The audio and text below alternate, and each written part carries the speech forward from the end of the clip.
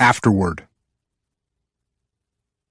The dichotomies we have highlighted in this book represent only a small portion of the many dichotomies in leadership that must be balanced with every move or decision a leader makes. The list of dichotomies is endless. Each one could fill a chapter in this book. Leaders can be too reliant on metrics and not pay enough attention to the hearts and minds of their employees or customers. Or they can do the opposite. Pay too much attention to people's feelings while ignoring the data. Leaders can be too direct in their speech and intimidate their teams and subordinate leaders, or put them on the defensive. But they can also not be direct enough with their words and fail to convey their message clearly. Leaders can invest too much capital or not enough.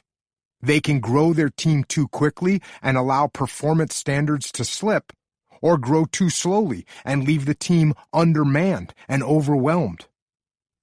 Leaders can let their personal life suffer because they focused too much attention on work and not enough on their family. Or they can neglect work and spend time with their family and end up losing their job and their means of supporting their family. Leaders can joke around too much and not be taken seriously, or they can never joke around and spread a culture of humorless misery in their team. Leaders can talk too much to the point where their team stops paying attention, or not talk enough so their team doesn't know where the leader stands. The list of dichotomies is infinite, because for every positive behavior that a leader should have, it is possible to take that behavior to the extreme where it becomes a negative. Often, a leader's greatest strength can also be his or her greatest weakness. But knowing and understanding that these dichotomies exist is the first part of keeping them from becoming a problem. The second part requires paying careful attention so that a leader can tell when things are out of balance. If a team has lost its initiative, the leader is likely micromanaging. If a team is clowning around and not getting things done, the leader has joked too much. When leaders sense that their leadership is ineffective, it requires a careful examination to see where they are out of balance.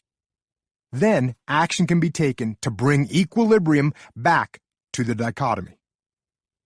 When a leader moves to rebalance, however, caution must be exercised not to overcorrect. This is a common error.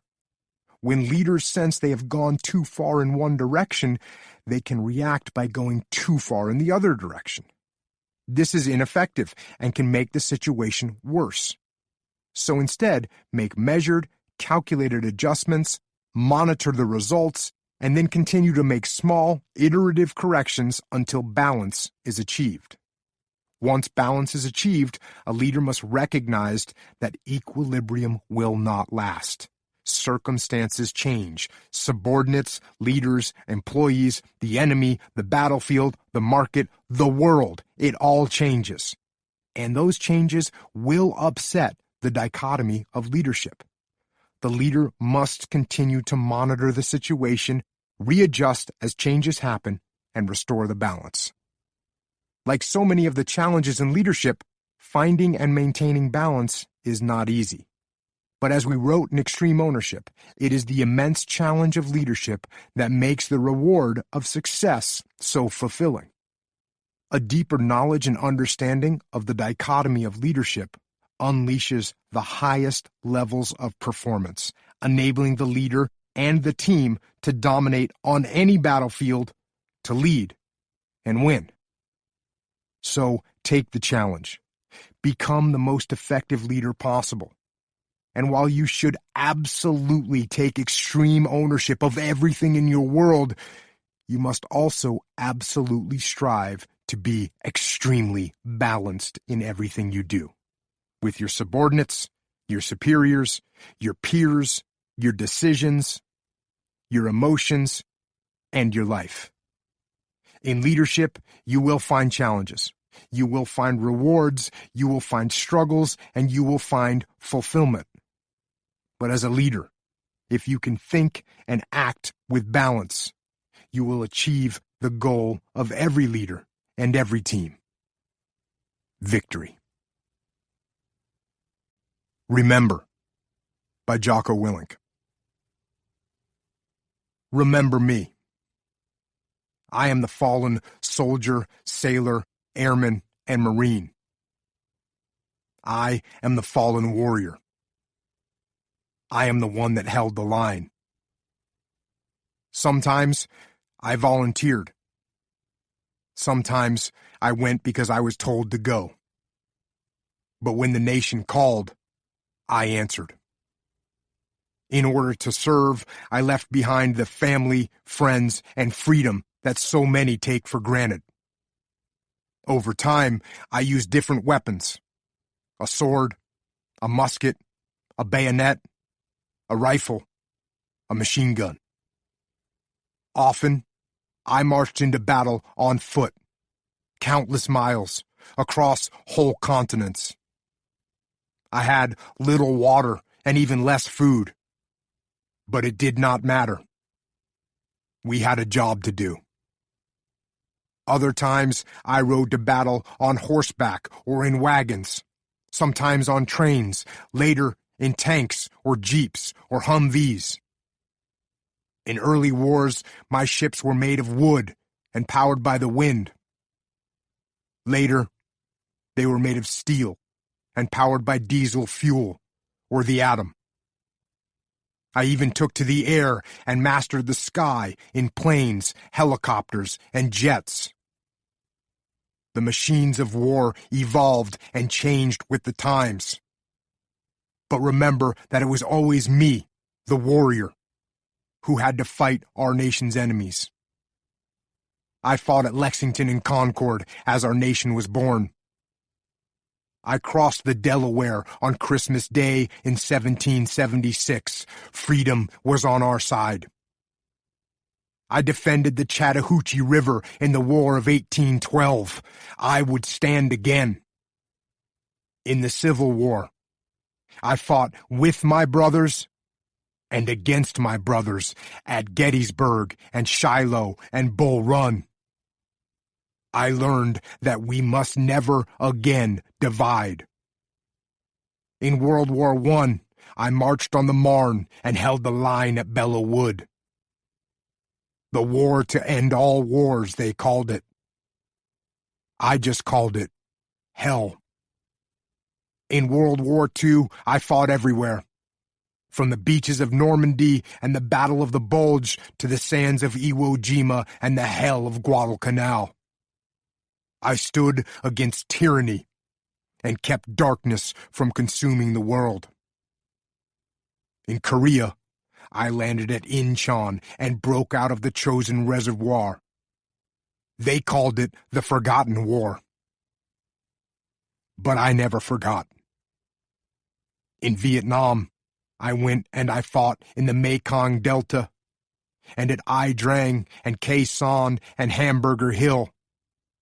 Some say my country wavered, but I did not waver. Ever. In the recent past, I have fought in Grenada, Panama, Somalia, and other desperate places around the globe. And finally, I have fought in Iraq and Afghanistan, in Baghdad and Fallujah and Ramadi, in Kunar and Helmand and Kandahar. As technology advanced, I used night vision goggles and global positioning systems and drones and lasers and thermal optics. But it was still me, a human being, that did the work. It was me who patrolled up the mountains or across the desert or through the streets. It was me who suffered in the merciless heat and the bitter cold. It was me who went out night after night to oppose our nation's enemies and confront evil face to face. It was me. Remember me. I was a warrior. But also remember that I was not only a warrior. I was not just a soldier, sailor, airman, or Marine. Remember also that I was a son, a brother, a father. I was a daughter, a sister, a mother. I was a person, like you, a real person with hopes and dreams for the future. I wanted to have children. I wanted to watch my children grow up. I wanted to see my son score a touchdown or shoot the winning basket. I wanted to walk my daughter down the aisle. I wanted to kiss my wife again. I wanted to grow old with her and be there to hold her hand when life grew hard. When I told her I would be with her until the end, I meant it. When I told my children I would always be there for them, I meant it. But I gave all that away. All of it. On that distant battlefield, on some God-forsaken patch of dirt amongst the fear and the fire and the bullets, or in the sky above enemy territory filled with fatal flak, or on the unforgiving sea where we fought both against the enemy and against the depths of the abyss. There, in those awful places, I held the line. I did not waver, and I did not hesitate. I, the soldier, sailor, airman, or Marine, I stood my ground and sacrificed my life, my future, my hopes, my dreams. I sacrificed everything for you. This Memorial Day, remember me, the fallen warrior. And remember me not for my sake, but for yours. Remember what I sacrificed so that you can truly appreciate the incredible treasures you have. Life, liberty, the pursuit of happiness. You have the joys of life, the joys that I gave up so that you can relish in them. A cool breeze in the air, the gentle spring grass on your bare feet, the warm summer sun on your face, family, friends, and freedom. Never forget where it all came from. It came from sacrifice, the supreme sacrifice. Don't waste it. Don't waste any of your time on this earth. Live a life that honors the sacrifice of our fallen heroes. Remember them always. And make every day Memorial Day. Winning at all costs. Jocko Willink. What is leadership? Some say it's influencing people. Some say it's getting people to buy in. Some say it's gaining a position of authority so you can tell people what to do. There are lots of different definitions for leadership. But for me, leadership has always meant one thing and one thing only: winning at all costs. That's what leadership means to me. And that's a bold statement to make because it has so much power. To win at all costs means I will stop at nothing to win. It means nothing will get in my way. I will overcome everything in my path. Winning at all costs is the ultimate declaration. It screams, I am a destroyer of all that confronts me. Now, that seems pretty straightforward. But the truth is not so simple. Winning at all costs means infinitely more than that. And this is what so many people fail to see and fail to understand. Winning at all costs means relentlessly pushing forward against all obstacles, but it also means knowing when to back off. It can certainly mean attacking a problem head on, but it also means knowing when to maneuver around a problem and hit it from the flank. Winning at all costs means driving your plan with a vengeance until you complete it. But it also means knowing when to admit your plan isn't working and trying something new. To win at all costs, a leader has to take charge and make things happen.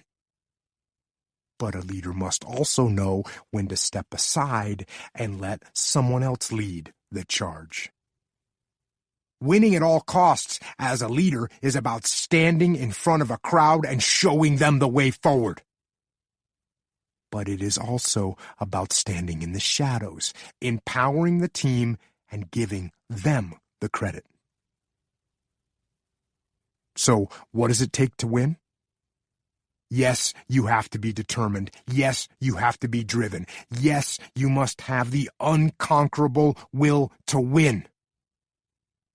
But to really win, to truly win at all costs, requires more flexibility, more creativity, more adaptability, more compromise, and more humility than most people ever realize.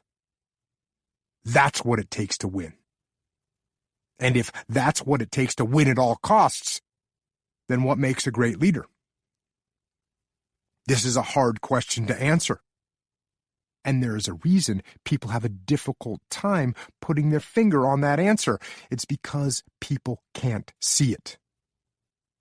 Many of the things that make a leader great are not visible. The trust given, the relationships built, the unspoken example, and of course, the balance. The balance of the dichotomies of leadership, the balance between being too strong and too weak, between too loud and too quiet, between being too aggressive and too passive, between too tough and too soft, between being a tyrant and a pushover, between controlling your ego and letting your ego control you. And that is where the true beauty of leadership lies, a beauty that not too many people understand. The beauty is this: if you put your team and your mission and your people and your principles above your ego and above yourself, you will win. That's the counterintuitive reality. If you put yourself first, if you care more about yourself than anyone else, then you will lose. If you sacrifice your team for yourself, if your personal success is more important than your team's, if you are more concerned for yourself than the people that work for you, then you will absolutely lose.